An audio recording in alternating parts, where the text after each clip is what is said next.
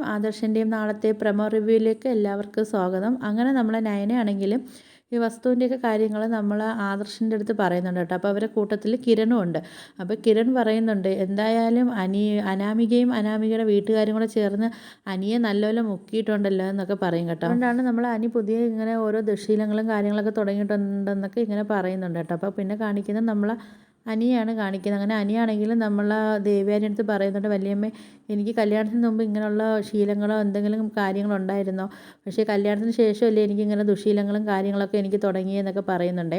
അപ്പോൾ അനാമിക എൻ്റെ ജീവിതത്തിൽ നിന്ന് പോവാതെ ഇതൊന്നും ശരിയാവത്തില്ല എന്ന് പറയുമ്പം നമ്മൾ ദേവയാനി ചോദിക്കുന്നുണ്ട്, അപ്പോൾ പിന്നെ അനാമിക പോയിട്ട് പിന്നെ നിൻ്റെ ജീവിതത്തിൽ ആരെ കൊണ്ടുവരാനാണ് നിനക്ക് ഉദ്ദേശമെന്ന് ചോദിക്കും കേട്ടോ. നന്ദുവിനെ കല്യാണം കഴിക്കാനാണോ നിൻ്റെ ഉദ്ദേശം എന്ന് ചോദിക്കുമ്പോഴത്തേക്കും നമ്മൾ അനിയാണെങ്കിൽ ഒന്നും മിണ്ടാതെ നിൽക്കുമ്പം നമ്മൾ ആ ദേവയാനി പറയുന്നുണ്ട്, ഇതേപോലെ മനക്കെട്ടിയില്ലാത്തവനെ ഒന്നും കല്യാണം കഴിക്കാനൊന്നും അവൾ വരത്തില്ല എന്നൊക്കെ ദേഷ്യത്തിൽ പറയുന്നുണ്ട് കേട്ടോ.